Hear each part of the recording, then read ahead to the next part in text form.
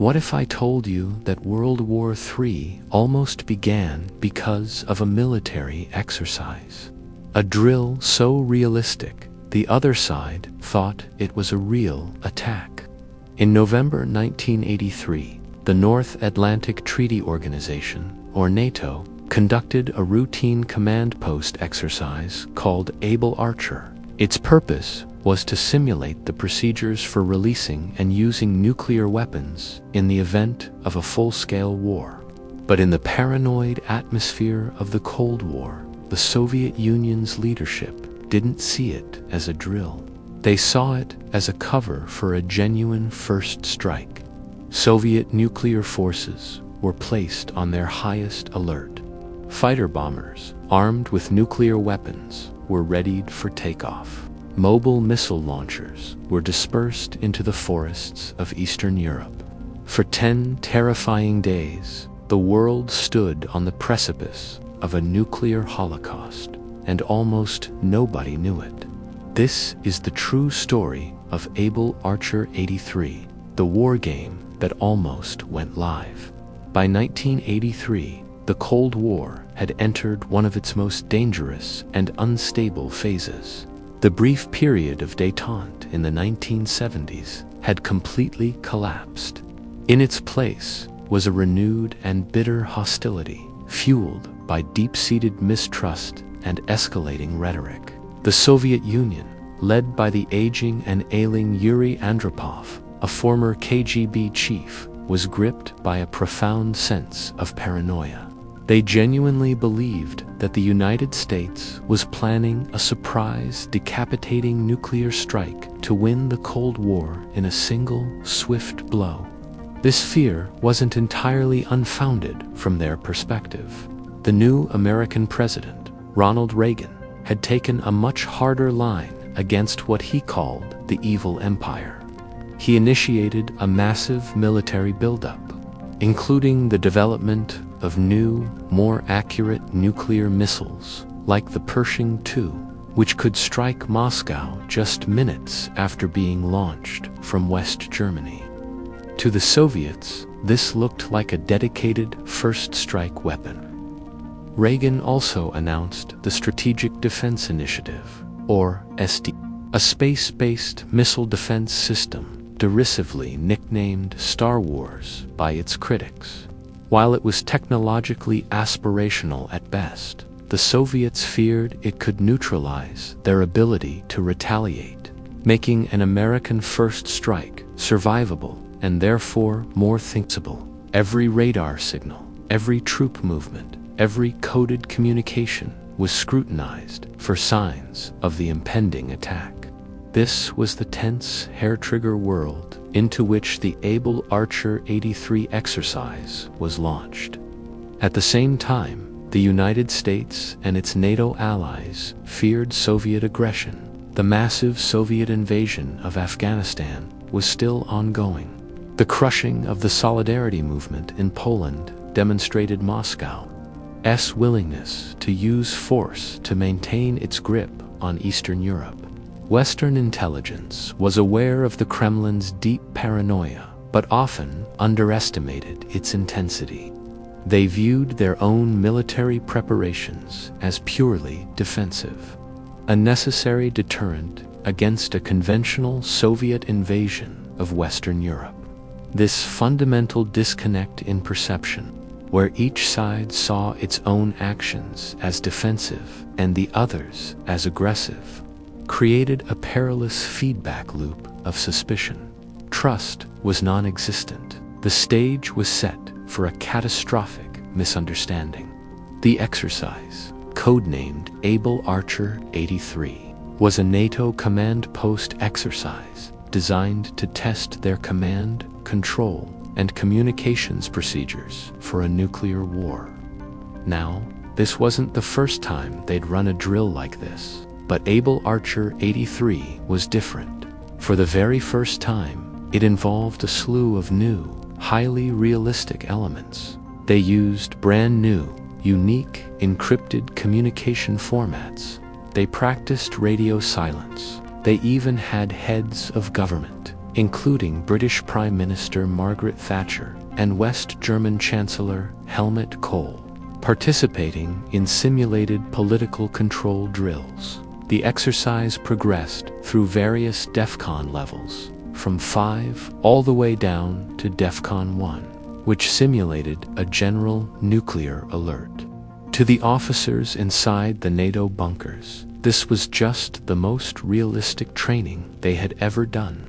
But from the outside, looking in from Moscow, the picture was vastly different.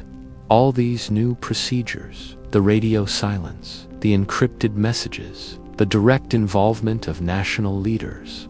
To the KGB, this looked terrifyingly real. Soviet intelligence, already on high alert due to the tense political climate, began to see a sinister pattern. The KGB and its military intelligence counterpart, the GRU, had long been convinced that the United States was planning a decapitating first strike against the Soviet Union. They believed that NATO would use a large-scale military exercise as a smokescreen, a perfect cover to launch a surprise attack. An Able Archer 83 fit that profile perfectly. The realistic details of the exercise, which were meant to improve NATO's readiness, were interpreted by Moscow as final preparations for a real war. Their intelligence assets worldwide were ordered to look for signs of an impending nuclear strike. Were lights on late at night in government buildings? Were blood banks being stocked? Every small detail was scrutinized and fed back to a paranoid Kremlin. In response, the Soviet military machine began to quietly stir. Across Eastern Europe, nuclear-capable aircraft were moved out of their hangars and onto high-alert airstrips, their weapons armed and ready. In underground silos, intercontinental ballistic missiles were prepped for launch. Submarines, armed with nuclear warheads, received preliminary launch orders. The world, without knowing it, was holding its breath. The doomsday clock was ticking closer to midnight than at any time since the Cuban Missile Crisis. The countdown to a potential apocalypse had begun. And so, as the final commands for Able Archer 83 were being relayed, something unexpected happened. Or rather, something didn't happen. Inside the labyrinthine Soviet command centers, a few key individuals began to hesitate. They were seasoned officers, men who had spent their entire careers preparing for this exact moment. Yet, they saw inconsistencies. Their intelligence networks, their spies on the ground, their satellite surveillance, none of it was showing the telltale signs of a genuine, large-scale NATO mobilization for war. There were no mass troop movements towards the East German border, no unusual naval deployments leaving port. The radio chatter, while heightened for the exercise, lacked the desperate urgency of a real first strike preparation. Slowly, painstakingly, a new realization dawned. Perhaps this was just what NATO claimed it was, an exercise, a dangerously realistic one, but an exercise nonetheless. The frantic alerts began to be downgraded. Fingers eased away from buttons. The world, unknowingly, held its breath as one by one, the dominoes that had been teetering on the edge of catastrophe were steadied. On November 11, 1983, Exercise Able Archer concluded as scheduled. The warplanes returned to their hangars. The encrypted messages ceased, and the feared nuclear attack never came. The silence that followed was not the silence of a post-apocalyptic wasteland, but the quiet hum of a crisis averted. Today, Able Archer 83 is remembered as one of history's most terrifying close calls, a moment when civilization stood perilously on the brink. It's a stark reminder that the greatest danger in the Cold War wasn't always the weapons themselves, but the profound and toxic misunderstanding between two superpowers. It showed how a fog of fear, a deep-seated mistrust, and a complete breakdown in communication could turn a simulation into a perceived reality, almost triggering an unimaginable end. The crisis taught a vital, chilling lesson in an age of nuclear arsenals.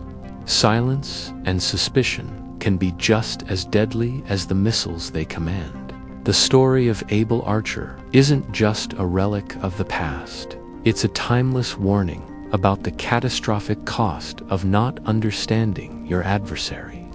This concludes our exploration of Operation Able Archer. If you find these moments in history as compelling as we do, consider subscribing to our channel for more deep dives into the events that shaped our world. Thank you for watching.